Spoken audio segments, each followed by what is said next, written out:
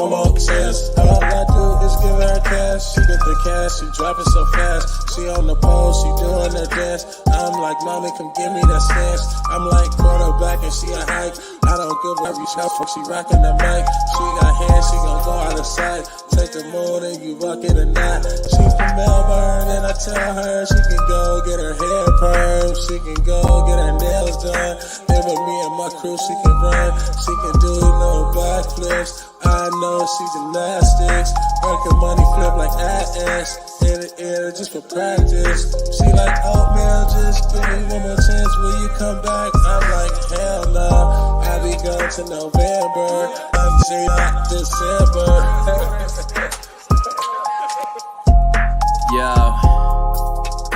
check.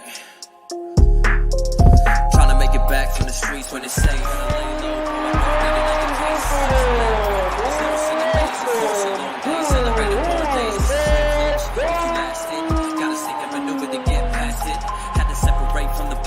Focus on the rap game, not the flow, I got it mastered.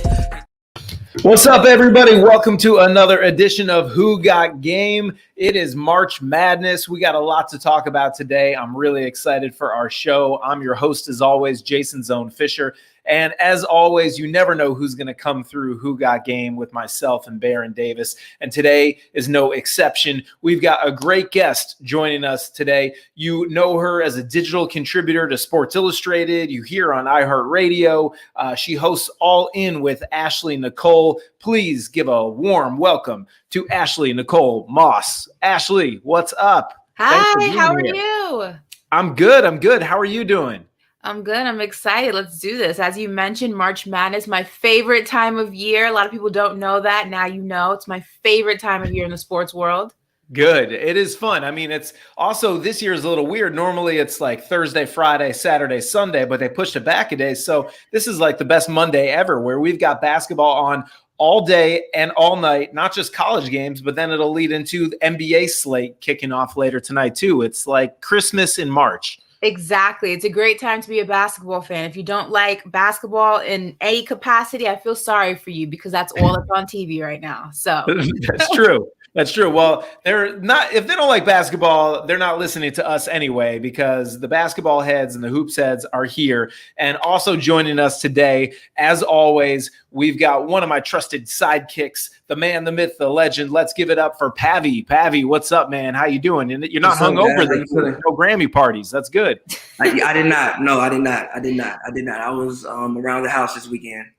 You're refreshed. Wow. You're full of life this week. That's good. I am, yes. Now, Pavi, what happened in our fantasy basketball league? Ashley, we're all in this Baron Davis's Celebrity Fantasy Basketball League, and Pavi and I are tied for second place right now going into the week. Although I just checked the standings, and it looks like I'm alone in second place because Pavi took an L. Man, it was my team is just suffering so many injuries, yo, and it's like it's almost nothing I can do. Steph got hurt mid-game. Like, there's just almost nothing I can do about it at this point. I'm trying to sign people. I got Embiid out and Steph out. What do you want me to do? Yeah, that's rough. That hurts. That hurts. Who else are you missing? You just got Christian Wood back, though, right? I just got Christian Wood back. DeAndre Hunter is coming back. He's some point in time this week.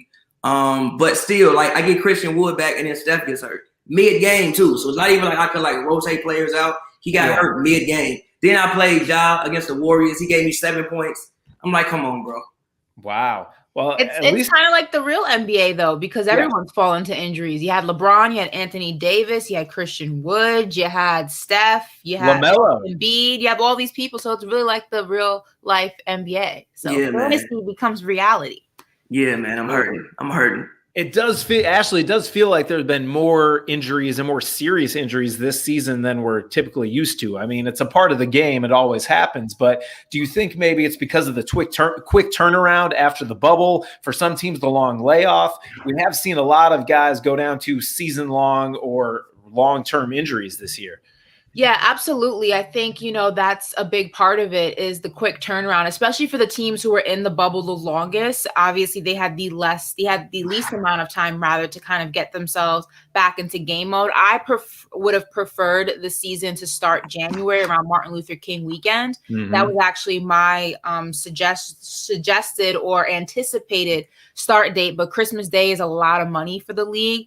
I also think we could have done without All-Star. I think a lot of guys could have used that break as well. Not even having to travel, not even having to play. But I know we like to get in the conversation of load management and what it does and what it doesn't do. Yes, probability is in the favor. As much as you play, the more you play, the more likely you are to get injured. But you can never really prevent injuries. You could be sitting out for an entire week due to load management, and you step back on the court after 8 days and you get injured right there. So it doesn't help, but it also doesn't cause it either. It's just the name of the game. It's really unfortunate.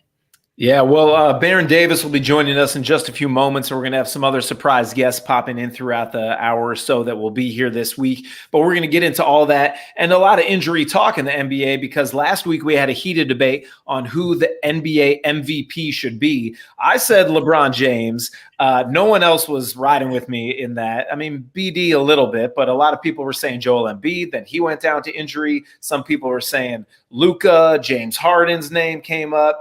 Now, with the LeBron injury, I'm curious how that's going to affect the MVP race as well. Do you think he can still win the MVP, or if he's out for 3 weeks to a month, does that take him out of the running for it too? It depends on how you gauge MVP. Some people say you can't be MVP if you don't play an entire season. That's some people's narrative of the conversation. Some people think, MVP should be dictated by the player that most benefits their team. So you're really going to see what the Lakers look like without LeBron now that he's gone, right? Not only is he gone, but Anthony Davis is gone. But with AD being out, you still had a competitive team because LeBron James was there, the best player, in the league right now, depending on who you ask. So he was still there. Now you're really going to see what they look like when he's removed from that equation. So MVP, for all intensive purposes, is the player that comes in and saves the day and really is the nucleus of the team as a whole. But it's hard to give an award based on also how you're playing in a season when you miss a big chunk of it. And a month after the All-Star break, especially in that playoff push, is a big chunk of the season. I actually have been voting for James Harden to get it. I know LeBron wants to get 5 and he thinks that he deserves more and he should have more under his belt. That's neither here nor there. I think James Harden is playing incredible basketball, and I definitely think that he has to get that MVP this year. He is playing amazing basketball. I mean, I believe he's leading the league in assists. He's been averaging a triple-double since going to Brooklyn, and they've had an incredible record. And I think the thing that hurts Harden is the fact that he's got Kyrie on his team and he's got KD on his team, but both those guys continue to miss a lot of games. And if Harden keeps carrying them, he's definitely making a push. Another guy who's getting more and more love is Damian Lillard, that he's got Portland, who's suffered a lot of injuries. They've missed over 5-6 weeks without CJ McCollum, who's played at an all-star level, and Yusuf Nurkic has been out most of the season, and still they are a top team in the West because Damian Lillard puts them on his shoulders time and time again. And I feel like the MVP voting feels to be sort of political at times. Oh, of course. We can't give it to him again. He already won it. We're not. Even if Giannis is incredible, and this was my argument to the guys last week, that he put up crazy stats. He's player of the week right now, but are they really going to give it to him 3 years in a row, especially after he's been not getting it done in the playoffs? I don't think so. I don't even think he's even has a shot at winning the MVP, no matter what his stats are, because of the narrative of it all. So Damian Lillard is a guy who maybe it's time to give him his flowers, give him his shine.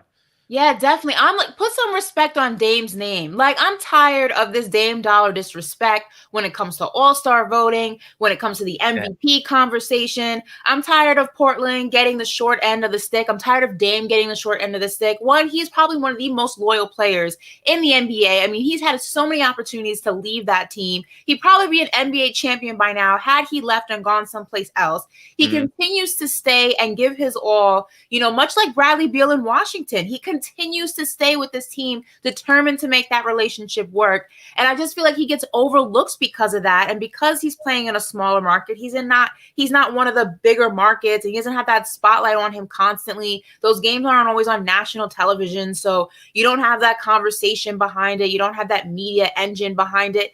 But like, he plays the things that he does and the things he's able to do by himself sometimes is just out of this world. Put some respect on his name. I'm tired of it. I hate it. I do. Yeah.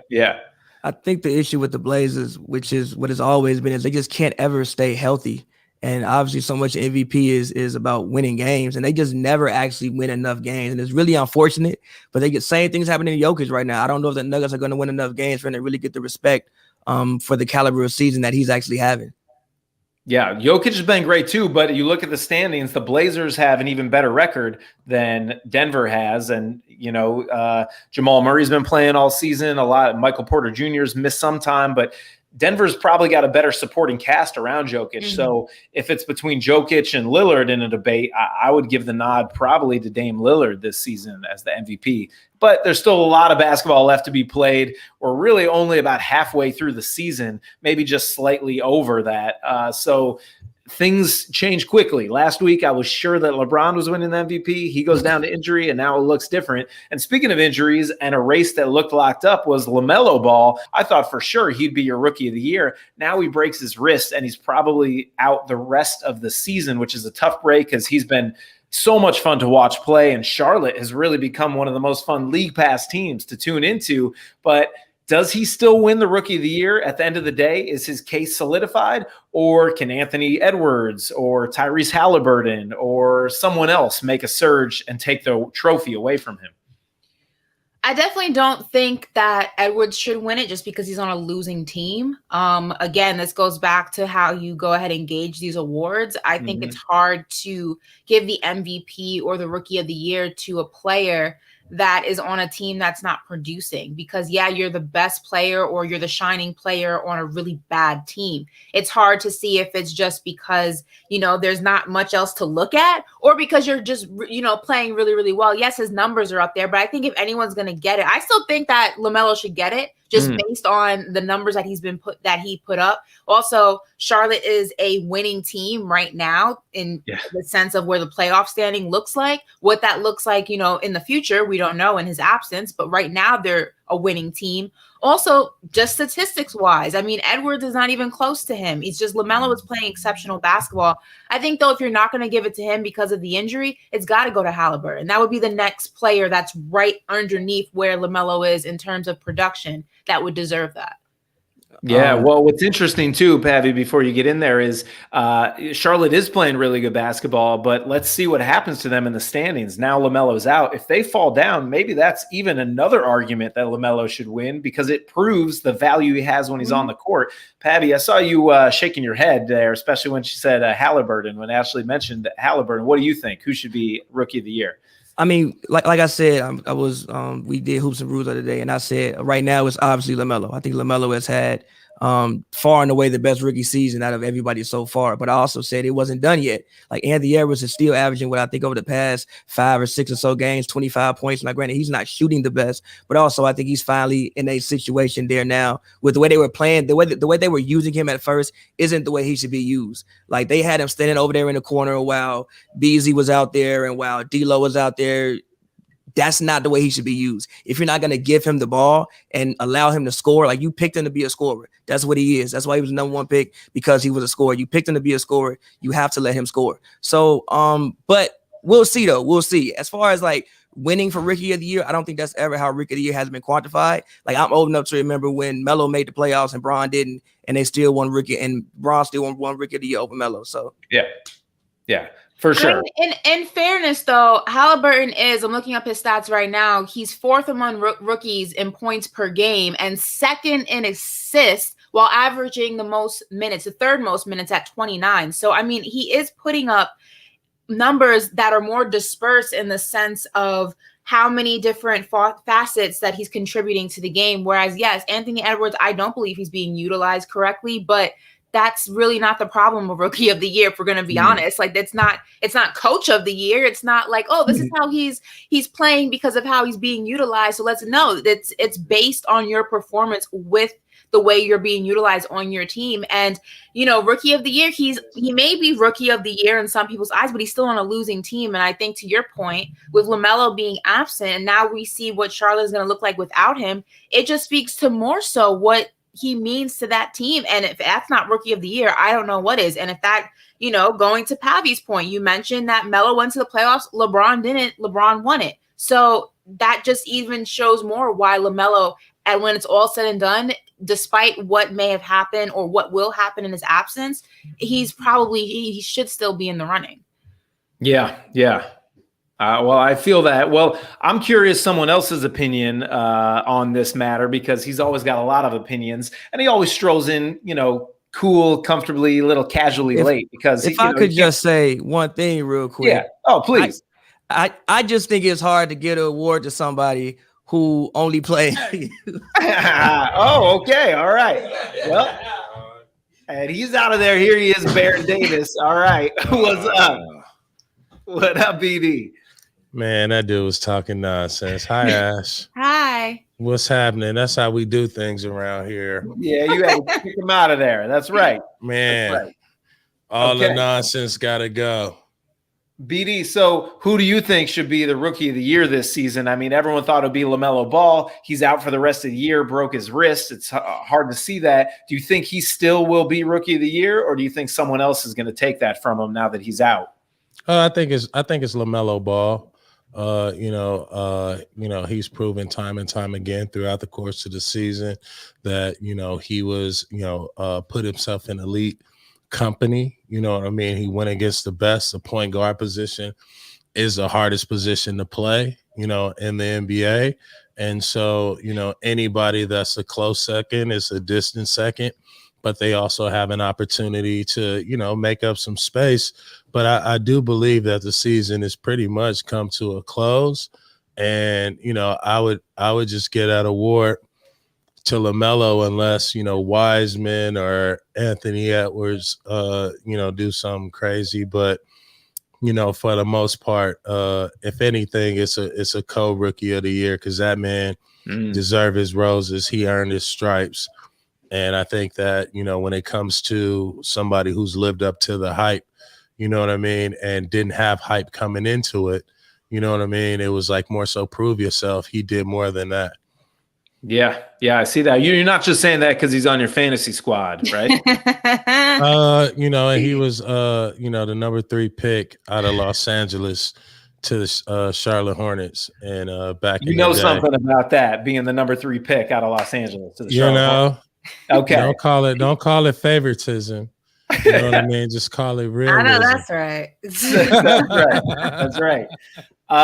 Speaking of the BD path, we were talking about March Madness, and UCLA has got a big game coming up today. They showed up big, a big win in the first round. Where were you watching that game? What were your thoughts on it? And how are you feeling about this second round matchup that's coming up in just about an hour? I'm super excited. One, I'm watching it here at SLiC Studios, so y'all can kind of tap in. Hopefully we'll go live this time. But shout out to the Bruins. We just need to stay focused. Keep playing the defense. Let our shooters shoot. Let our playmakers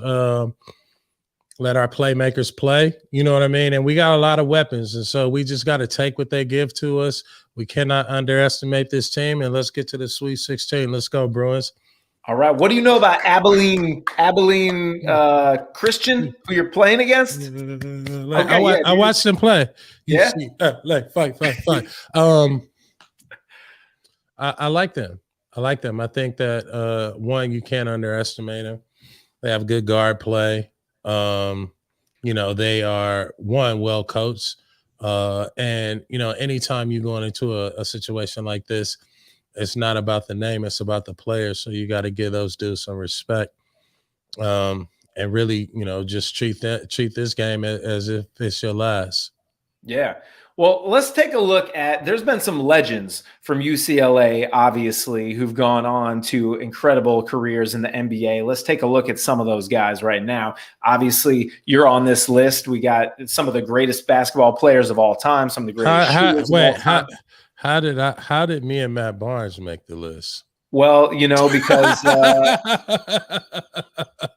because we're no fools. We gotta Is that if you didn't make the list, we'd be hearing from you later. Is that for a select? Oh well, Matt Barnes is a champion, though. He is a champion. Exactly. You think California basketball? Come on, Matt dude! Barnes played on every damn team in California, bro. too. Put that list back up. Who did this list, Bobby? Put that list. Who did? Jason, did you do this list? Yeah, we did. Look, time out. Okay. Kareem, yes. Yeah. Bill Walton, yes. Yes. Jamal Wilkes, yes. What Reggie about Miller. Reggie Miller? Yes, of course. Ed O'Bannon? Okay. Oh, yeah. Ed Walt O'Bannon. Hazard? Tyus Edney. Edney? For sure. Hey, this is only an hour show. Kevin Love? You got to be selective. Kevin Love?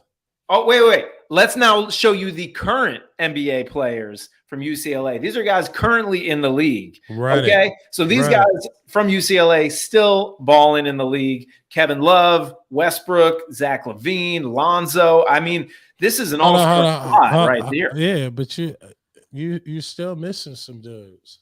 Well, I'm not, we can't put everyone on, Yeah, you can. And when you do something like that, dude, it has to be a statement. So you cannot leave other bros off. Well, No, here, not at all. I wasn't selective with who UCLA is playing today. This is every guy who's ever come out of this school to go to the NBA. Let's take a look at that. This is who you're going up against. Abilene Christian. These 4 guys played in the NBA. Willie Calvert, 1973, the most recent of the 4. That's it.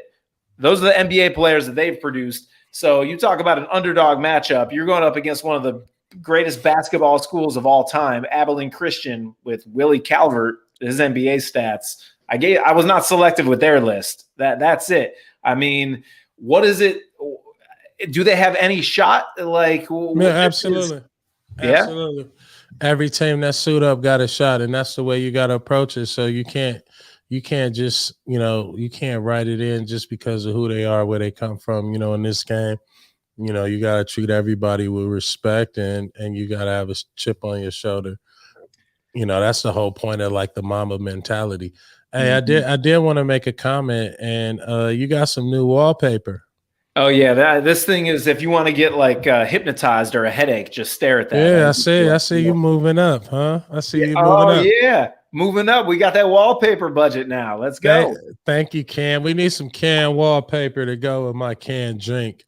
We do. Where's the can at? For sure. Can's got to hook it up. I see on social media they're sending out cans to influencers. Come on, hook it up. I know we need a Who Got Game pack for March Madness. I agree. Hook it up. We gotta get Ash on the can. I don't know if she drink can. Do you drink can? I don't know what that is. It is a cannabis infused tonic. And it's quite delicious. Sign me up. You had me at cannabis. Yeah, it's delicious. Listen, he had me at cannabis. Well, I'm in there. Done. Yeah. Well, anytime you're in LA, come by SLiC Studios because there's plenty of it there. BD is not only a user, he's an investor as well. And he believes in this product because it is delicious. It is good. It's good for you. Delicious. Yeah, it is. And right on, a cold one. Okay.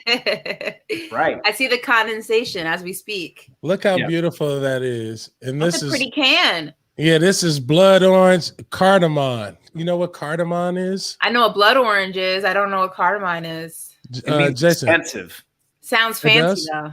Yeah, it means fancy in French. Well, ooh la la, that means nice in French. Yeah, exactly. This is the part of our show every week where we try to get a new sponsor and we promote somebody. So this week it's about Can. Last week it was about Red Vines. We're just putting on anyone. I don't like Red Vines. Oh, what? I'm a Twizzlers girl. There it is. It's divisive. You know what? We should keep a poll and we should keep a running vote Yeah. on Twizzlers versus Red Vines. That is why not Red Vines? I just don't feel like they're as chewy as Twizzlers. I feel like it's more work for me to like dissolve them than it is for a Twizzler. And I like the fact that I can peel a Twizzler apart and eat it like piece by piece if I want to. A Red Vine, you have to be prepared to just go for it. Smash. Yeah, you just gotta smash it because there's no way you can break it apart. So I'm not gonna lie. I went to the movies. Shout out to AMC for opening up. AMC, you can sponsor us too. Yeah, bring it, AMC. I did have Red Vines, and I got my wisdom teeth pulled earlier. Late last year, earlier in the year, in this year, and so the Red Vines, they stick to your teeth. I don't like that. Now, I'm starting to like peel back on the Red Vines, so maybe I'll go get some Twizzlers. That's the same reason I don't like Butterfingers. It's too much work. Yeah, and then it's just too much left over. I just can't. I'm tasting Butterfinger like 4 hours later. I just can't get it out of my teeth. It's just not worth it. It's just not. What is your favorite candy? What is the worst candy? Worst candy is candy corn. People who eat that are sociopaths. If you like candy corn, you need to be evaluated. Best candy for me is probably between Sour Patch Kids and a Twix. That's my top two. Those are two winners right there. Those are first ballot Hall of Famers for sure. For sure. Yeah. I got best candy bar. Best candy bar, Take 5. Take 5 bar. People don't know. They don't respect it. That is legit. You got that's old school. No, you even know. You got pretzel. You got peanut butter. You got caramel. You got chocolate. It's all. That was like the first. That was like the first meal replacement candy. Yes. to go against the Snicker, dude. Snicker. Take 5. Killed them. Take 5 is where it's at. The worst is Good and Plenty. Good and Plenty. That is gross. That is for like someone's grandpa. Yeah, that's up there with what's the other one? Not the Almond Joy, but the Mount Joy, the coconut Mountain one. Joy, yeah. If you eat candy that has coconut flavored chocolate, you're a sicko. Okay. Unless they want to sponsor us. Unless, and I love Mountain Joys. I love them. By the pound. Yeah, Mountain Joy is not. They gets no sponsorship this way. I cannot eat a Mountain Joy. What else? BD, how about you, man? What's your all time? I don't like Chico sticks. I think those are terrible. Okay. Hood candy. All the way back with Chico stick. Hood candy. You know what I don't like is I don't like a lot of things. I don't like you know what I do like? I like Now Laters. I like Mambas, Sour Patch Kids. I'm not a chocolate person, so I don't like Almond Joys and Mounds. I don't like Butterfingers. Those shits are terrible. Wait, Now Laters get stuck in your teeth though too. Those are a pain to eat.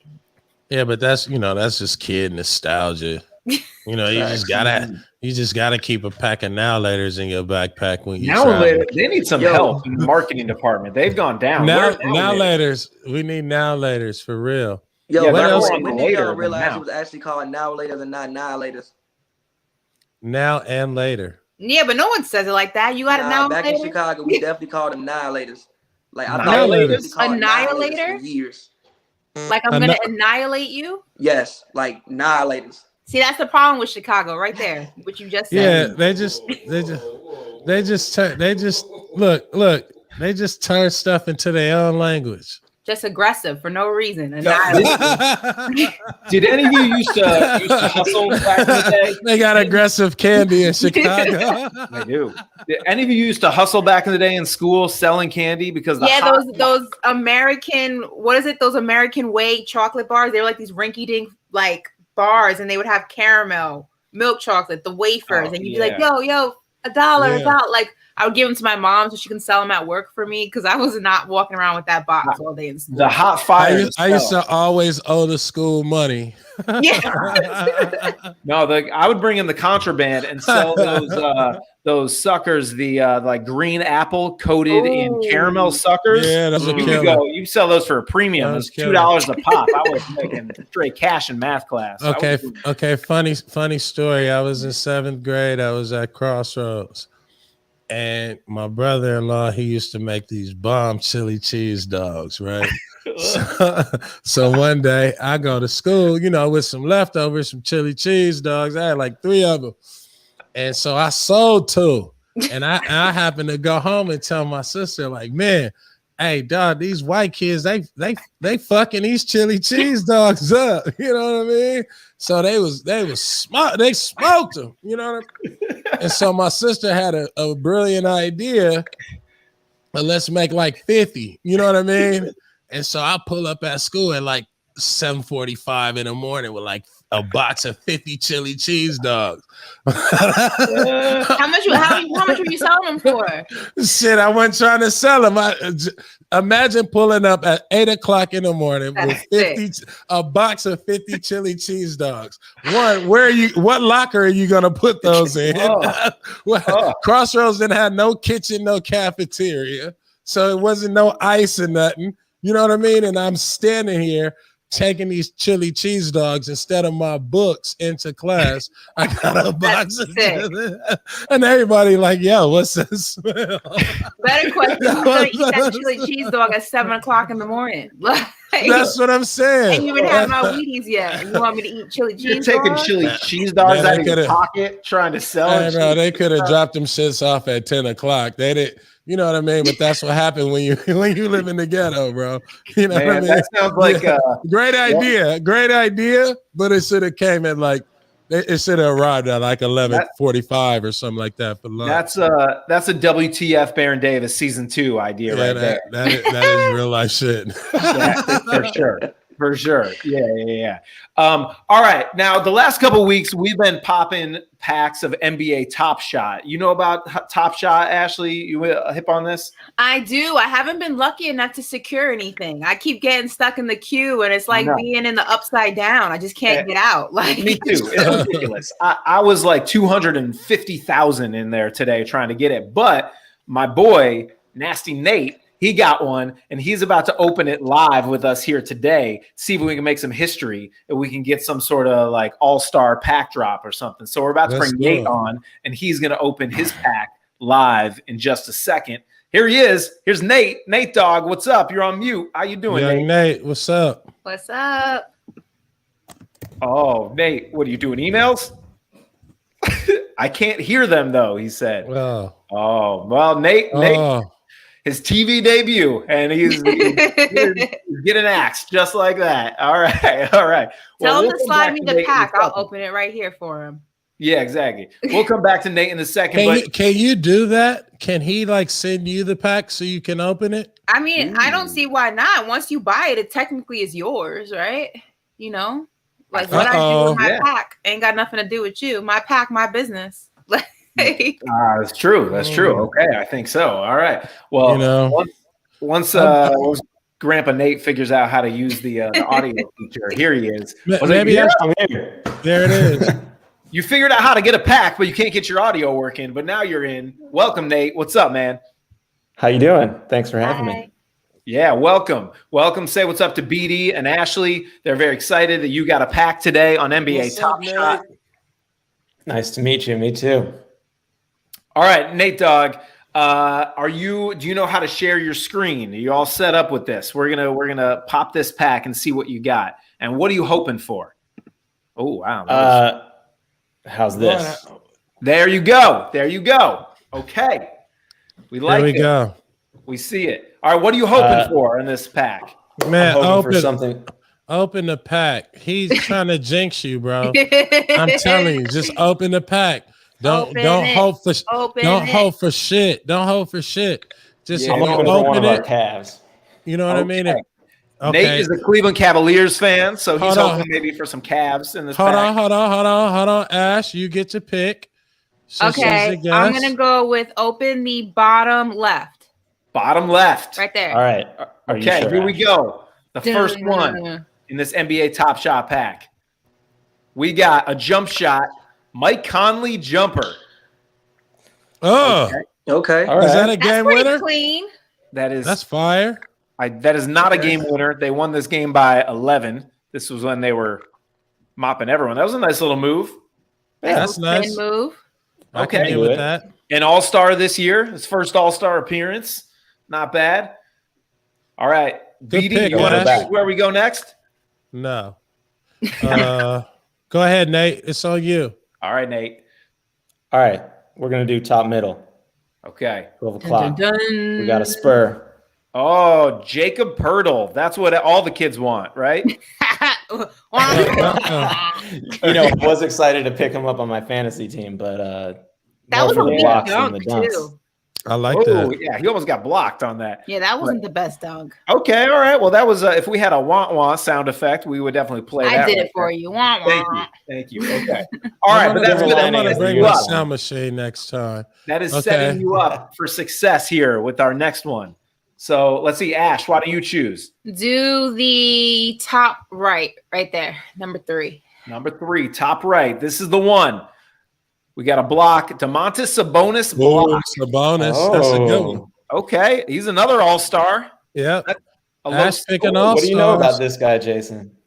I mean, Sabonis, yeah. So I'm in another fantasy league. Obviously, I'm in one fantasy league with you, BD, but I'm in Who got one with Sabonis? Nate, Me? and he's got Sabonis. I was trying to get him in a trade all season, but this guy's Sabonis is the man. I got him on one of mine too. he is the man. He's He does great. it all. He does it all. All right, you got 2 left. You got two out of 3 all-stars so far. Pretty solid. Nate, you choose. good. Where do you want to go? We're going to do bottom right. All right, bottom right. I like it. Start with the A last. dunk. Kyle Anderson. Slow-mo. Slow-mo from UCLA. Oh, I'll take that. That's a UCLA All right. boy. okay. UCLA. Slow-mo. I think Pavi left because he didn't get to pick a pack. I literally saw him just walk out the whole studio. Hold on, I want to pick the first one. All right, sure? yeah. All right, Good here choice. we go. Yeah, All that's right. my pick. We need that sound machine. It's a good choice. Roll. All right, Chris Boucher. You got a lot of big men in this pack. Boucher be Oh. crossing this year. That's a nice one. Yeah, I like that's a that good move. one. That is That's a nice a good one. one. He's been playing amazing, even though the Raptors have not been. He's been putting up stats. All right, Nate. Well, the aliens won that game. that's right. That's right. Well, I don't think you're going to be able to retire off this Top Shot pack, Nate. But still, that was Probably not. fun to open, fun to see what you got. Congratulations appreciate on it. getting a pack. It's not easy to do. Not easy at all. Trust me, I've tried. Hey Nate, sign up because I'm gonna be dropping my own little, packs and shit like that. So I want you to sign up. You know what I mean? I'll make sure you get prime seating. And I I'm throwing appreciate it. and I'm gonna throw in a t-shirt with that. Ooh. A real And one a or t-shirt. an NFT one? Yep. And A some real Easter shirt or an eggs. NFT shirt, BD? Oh, you know what else are nasty? Easter egg jelly beans. Hey Nate, what candy do you hate? And what candy do you love? Oh, great question. I hate candy corn. Yes. I love Sour Good Patch job. Kids. Yeah, okay. Gang, All right, gang. good job. Candy corn is for sociopaths. Oh, it's gross. it's disgusting. Yeah. Respect. I kind of feel that way about Peeps. It's like Easter Oh, season. peeps are nasty too. Oh, yeah.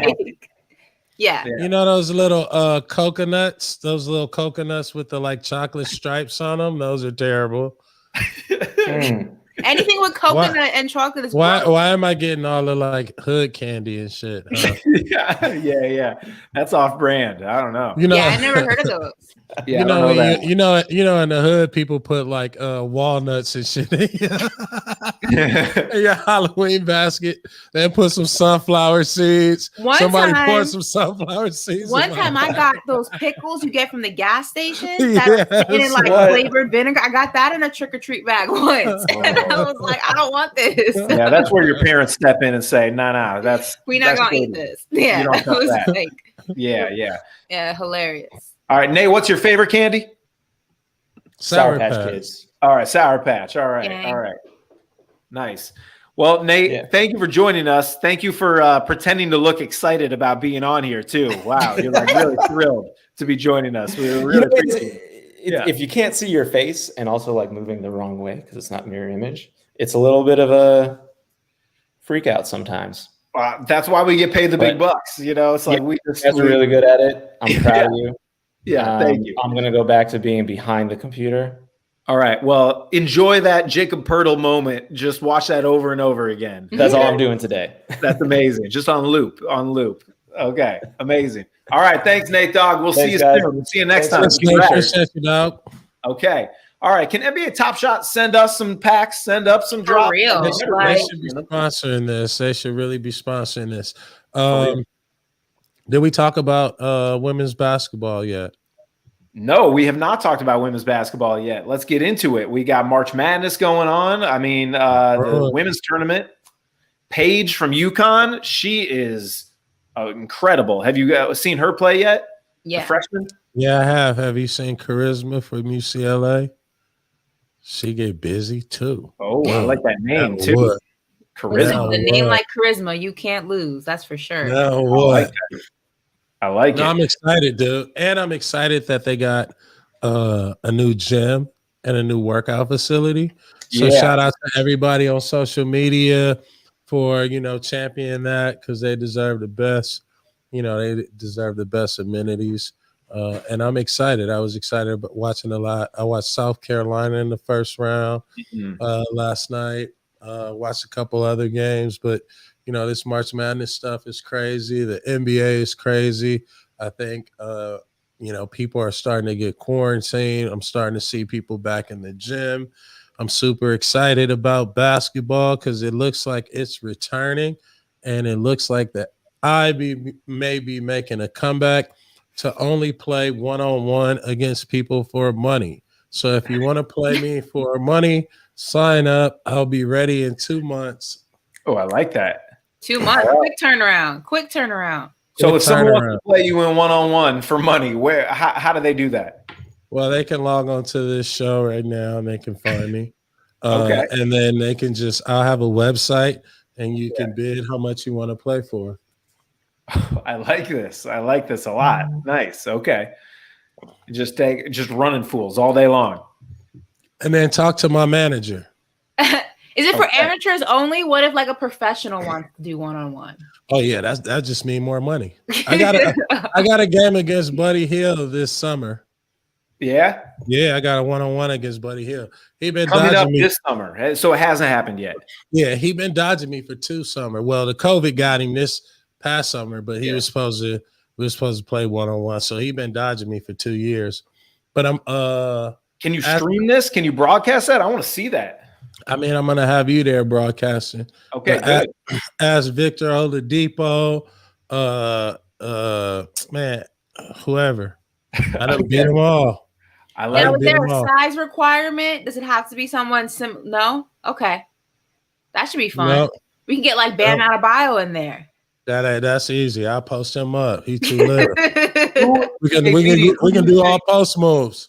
Who do you think is the best one-on-one player of all time? I mean, obviously, this is the hypothetical us fans talk about, but like someone like Jamal Crossover, he always comes up in this conversation. Like, if you're just an ISO ball, you're playing one-on-one, who would you take? Who would you put your money on against anybody? Probably like Kobe. Yeah, me too. Or Mike, or Kevin Durant. Or James Harden. I've heard of these guys. George the Iceman Gervin. Or somebody like T-Mac would be pretty unstoppable. Brandon Roy would be pretty unstoppable. There's some good one-on-one players, dude, that played the game. So yeah. Okay, well, that was a good list. That was like an all-NBA list right there. I throw Iverson in there too back in the day. Yeah, for sure. Iverson was tough to guard for sure. Yes. I also want to talk about this week. Obviously, we're talking about college basketball and March Madness, but the NBA season, a lot's going to change over the next couple of days because the trade deadline is coming up on Thursday. And a lot of guys who've expressed they want to be traded, like Aaron Gordon in Orlando, he wants out, and it looks like he's going to be on the move. There's guys whose names keep coming up in rumors, like Kyle Lowry might be going back to Philadelphia, his hometown team, or maybe joining up with his boy Jimmy Butler in Miami. There's a rumor about that. A lot of rumors right now and a lot of names floating out there. What's one deal or move you guys would like to see happen?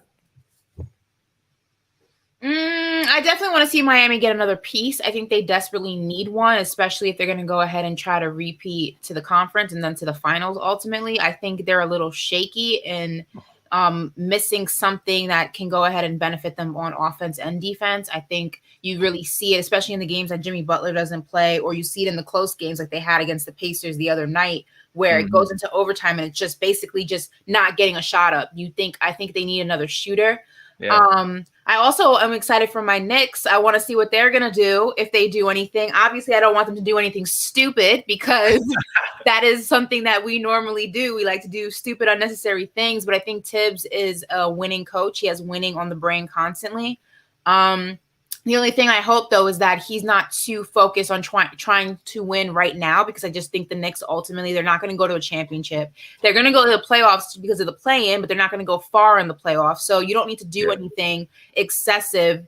Winning is not an immediate need right now, so you have to play it smart. And we have a lot of options in the postseason to go ahead and get some players. So I hope we don't do anything crazy, like give away a bunch of our young guys for a star player and not even need him, because we're not going to go far right now anyway. So those are teams I'm definitely looking out for.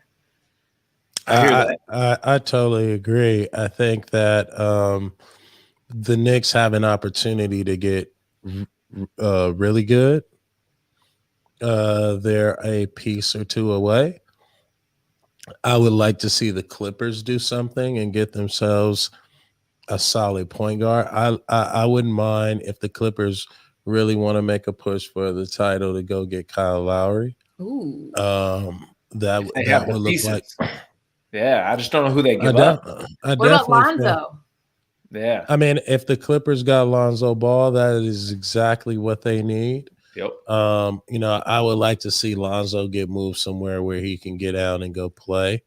I also feel like the teams in the East, whoever makes the right move, is going to put themselves in the upper echelon, right? And so if Aaron Gordon gets traded, is that going to be beneficial to Orlando? And are you going to trade a piece like that to move up the ladder?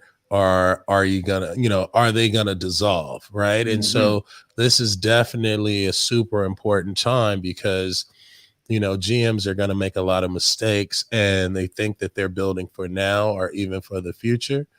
And so this could definitely, dictate what's going to happen in the draft and then also in the summer in free agency. So, there may not be a lot of movement. That's a good point. Right. There may not be a lot of movement just because, who knows what's going to happen. Pandemic, summertime. So, I think you'll see more guys getting let out of contracts or things of that nature. So, more of the Blake Griffin situation. So, I like to stay tuned. But I like what Ash said about the Knicks. I really do. I feel like they got a chance to really get there. You know what I mean? And make something happen. We're right there. Yeah. Please don't do anything stupid. Shout out to Dr. Callahan. She's one of the main Dr. Allen. They took care of me for my surgery. So once a Knick, always a Knick. I got big love for the Knicks. Big facts. I want to see them do well. I want to see all my teams do well. So BD, from a player's perspective, I mean, you've been traded a couple times in your career. Did those player perspective? Thank you. How did that affect you? Like, you hear the rumors. We've been hearing Lonzo's name in rumors for a long time. Andre Drummond's been sitting out, knowing he's going to be traded or bought out, all that. Like, when you would hear the rumors about you, how did that affect you, your mood, your personality, your play, all that sort of stuff? Yeah, I got traded twice. You know, the first time I kind of knew where I was going to get traded. I had some options. The second time, man, I just got traded like it was a mystery. I was on the plane. They was like, yo, you got traded. I was like, man, I'm about to tear this fucking plane up. So I went and I told everybody about themselves and how I really felt. And it was, I was cordial about it. I just let everybody know that, hey, man, I had a lot I had to deal with in LA, but now that I don't play for the Clippers no more, don't let me catch you in the streets, motherfucker. You said this on the plane when you got traded? Absolutely. Yeah. Absolutely. It's like that. You ever see those videos where the person's quitting their job at the supermarket and they get on the loudspeaker and they tell everyone to just go F themselves and they say, I quit, and they just walk out? That was yours truly. Yours truly. Man, and then, I mean, I'm from Cleveland, so I was happy when you were traded to Cleveland, to the Cavs, but that was a rebuilding team. They would, and it's one thing going from LA, your home where you live, to being shipped off to Cleveland. How did you feel about that too? Not only that you were moved, but the destination you had to go to. Man, I always say Cleveland saved my life. My grandma had passed at the time. You know what I mean? I was going through some relationship problems, some team problems, the Donald Sterling shit, just the whole way the organization was like, protecting him and moving in that direction. So I already felt like I was on my own, you know what I mean? So I was and I was home.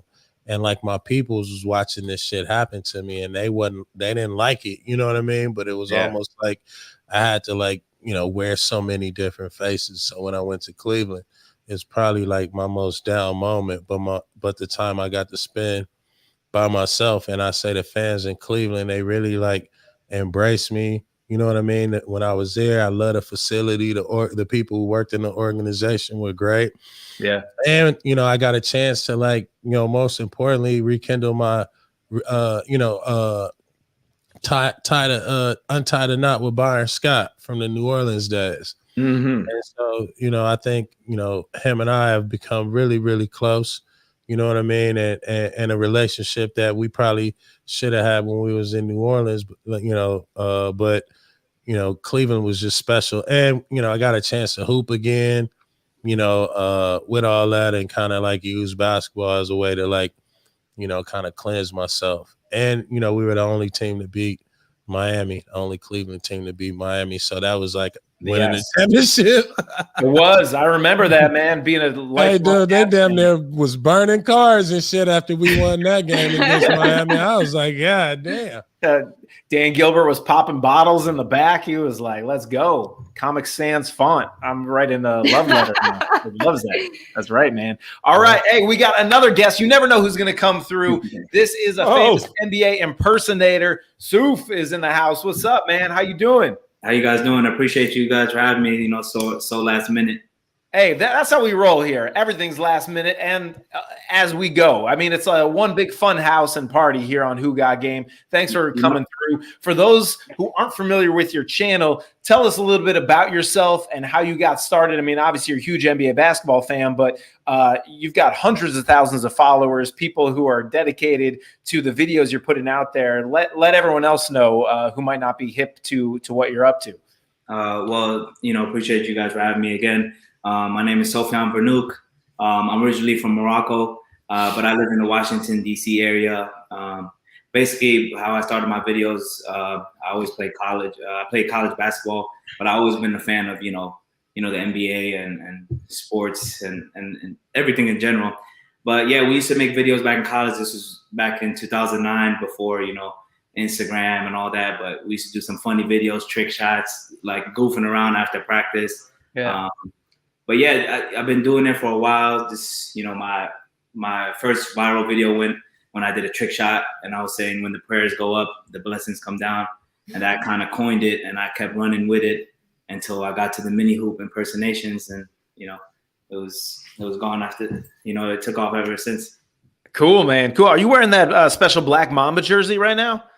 That's what we got. Oh man, I was on the sneakers app trying to get that. I got the lucky. Sneakers app is a scam. It doesn't work. I hit sometimes. I hit sometimes on there. You know. Yeah, I got lucky. When they said I got it, I was like, man, bears up. Yeah. For real. Hey, that's your slogan. No wonder you got it, man. Of course. Exactly. Of course. Who's your favorite player in the league? LeBron. LeBron's my favorite player ever since, Cleveland. I have all his old shoes. Even when I be imitating his dunks, that's like my favorite, all-time favorite player. Nice. I like that. And who are some of your favorite players to impersonate? Steph, obviously, like I did one with Michael Jordan. Anybody, who just made an impact on the game, and Dr. J, anybody that like really changed the game. I love, doing like their impersonation and stuff. Right on. I like that. Well, it's fun to follow. Everyone should definitely check it out. It's so cool how there's like the basketball community. There's this whole now like subgenre of basketball impersonators, of all these influencers out there. I'm friends with Max. Max is Nice, who's a big one and popular. B. Dot, obviously, who does a lot with BD, with Baron Davis. Yeah. There's so many guys out there like carving out a real niche for themselves, showing their passion for the game, passion for basketball, and expressing it in different ways. It's cool to see that continue to expand. This is my Mellow impersonation. There you go. Nice. There you go. I like it. That's all I got. Ashley, you're a big Knicks fan. Who's your all-time favorite Knick? Latrell Sprewell. Oh, okay. As you can see. Yes. Yeah. And it's funny because obviously I was too young to really get to my love of Sprewell actually comes from watching old Knicks games because I was young when he was a Knick. I was probably like, I want to say like 5, 6 maybe when he was really a Knick, and then when he left. So Melo was probably up there. Marbury, obviously coming from Brooklyn. I'm a Brooklyn-born girl, so it was that connection. But Latrell Sprewell was something different. He brought a different energy, a different swagger to the Knicks. Some people loved it, some people hated it, but it was always entertaining. And he was part of that Knicks squad, that last hoorah of a Knicks squad before we got that 2012-2013 team. And I'm just looking to recreate the magic somehow. It's been a long time. It's been a very long time as a Knicks fan. It's been probably the hardest relationship of my life. I'm also a Cowboys fan, so that's been a tough time as well. But the Knicks have definitely been the relationship that's just brought me the most sadness. And now it's a happier time. So I'm hoping that trajectory continues because I can't continue going back to the old times. It's really, really depressing. It's a sad time.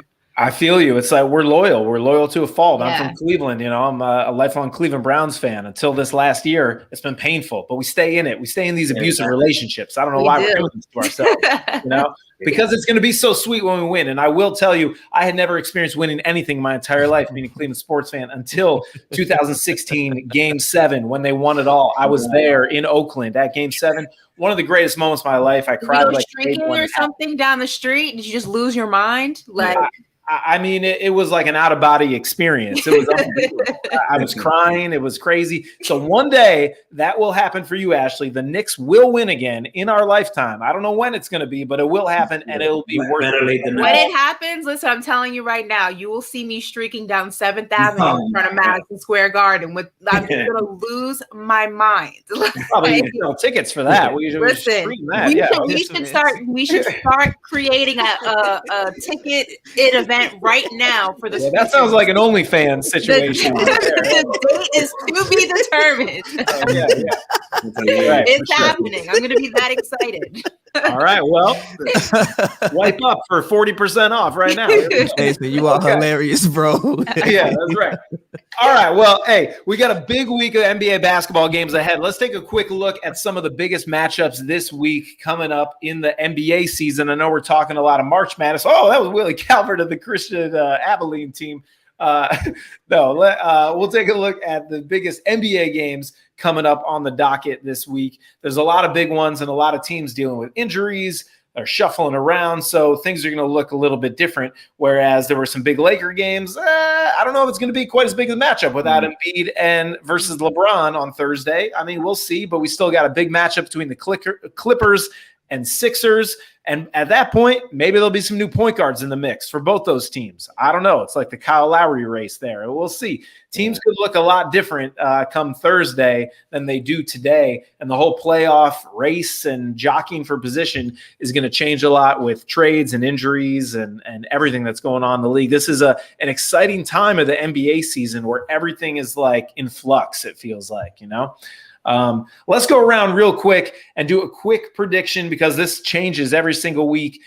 Who is your NBA Finals matchup if the season ended today, knowing everything that we know now, including the injuries the Lakers are suffering, everything else that's going on? Like, who are your Finals matchups? Pavi, let's start with you. If it ended today, who you got?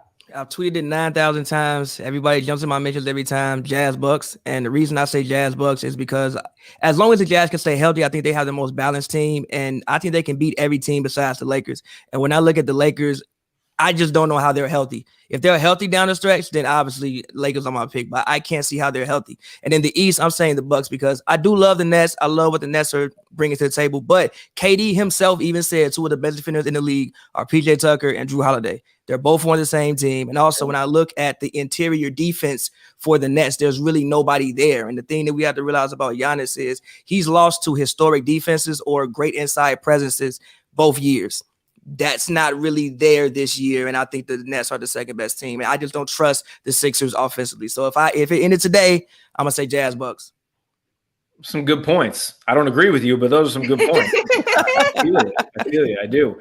All right, Suf, let's go to you, man. I mean, you watch the game religiously. So who are your Finals predictions as of today?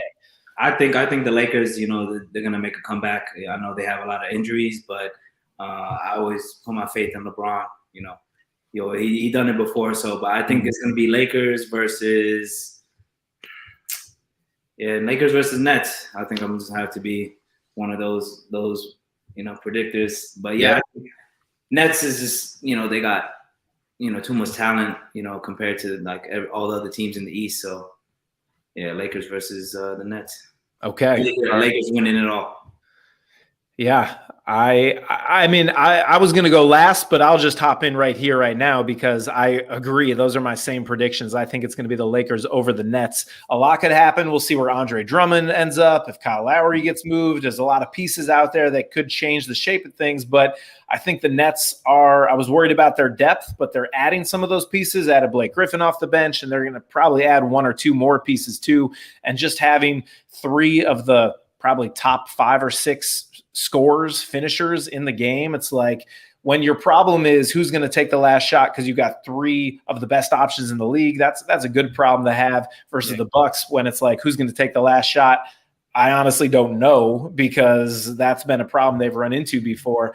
I think that they are going to make it all the way to the finals, but I think if they're healthy, LeBron and AD and the chemistry and the experience together with the role players stepping up, that they're going to get it done again. All right, Ashley, I'll give you the last word, though. What's your prediction? Are the Knicks winning it all? Only in the deepest depths of my fantasies, I'll tell you that much. I'm actually going to go with the Clippers coming out of the West. I think they're going to figure it out. I also think they're going to secure one more piece that's going to push them over the edge.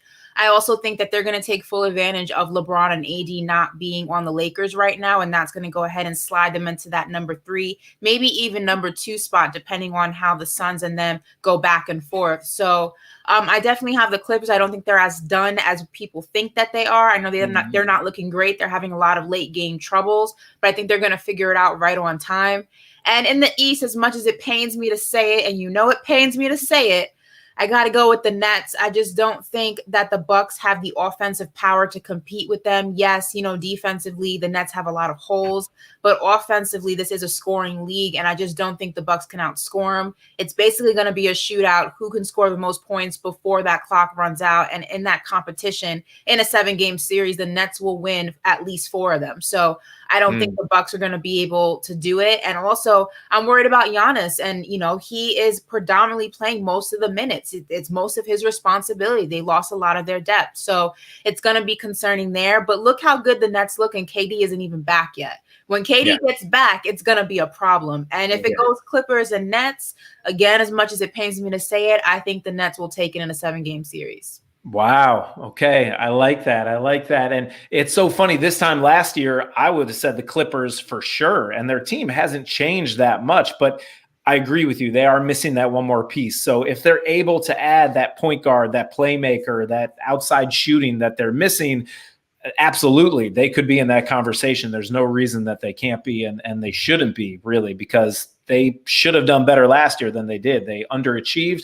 They made a couple moves, and if they're one move away, they could be right up in there too. It's going to be a fun finish to the season. Like we said, today feels like a holiday. We got March Madness, college basketball games going on right now, and then another week of the NBA kicking off in just a couple of hours. So set your fantasy lineup soon. Thank you, everyone, for joining us. On behalf of Baron Davis, Suf, thank you for joining us. We really appreciate it, man.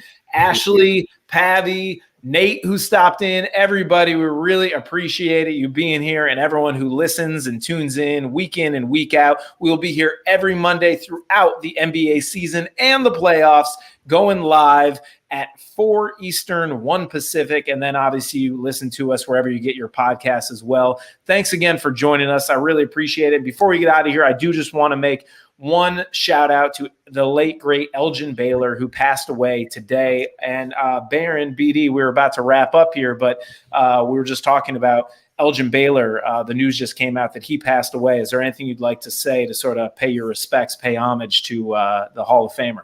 Yeah, thank everybody for joining us today. I would say for me, Elgin Baylor, being a Laker, being a GM, one of the first black GMs for the Clippers, with everything that he was as an athlete, he was as a basketball mind, he was as a general manager. And out of all general managers and all pretty much NBA executives, I think that we need to really pay homage because, in the times that he was the general manager for the Clippers, imagine working for Donald Sterling, and being able to and not able to, do a job, right, that, requires success, but was responsible for, drafting successful guys, right? And, as a player, an amazing, basketball player, scorer, dominant figure, for me, it's special because, not only, was he a figure in sports, but he definitely, was a stand-up person, for what he did for the game and how he pioneered, and stood up to the likes of a Donald Sterling, when the league had that type of racism and discrimination, right? And never really got paid his just due. So shout out to our pioneers, who continue to fight. And I think that's why you see the LeBrons and, the guys now having the type of, stance they have and also the type of success. So we love you, Elgin Baylor, roses and flowers, and we will miss you. That's right. We've lost way too many legends over the last 12 months. He's another one, another great, but he will not be forgotten. His legacy lives on in Los Angeles, in the NBA, and beyond the world of basketball. So thank you for sharing those thoughts with us. And thank you for another week of Who Got Game. We appreciate it, BD. Let's go get some red vine, some Twizzlers, no candy corn though. I appreciate it. That's right. All right. We'll see you next week for another edition of Who Got Game. Peace, everybody. Stay safe. Prayers up. Let's go.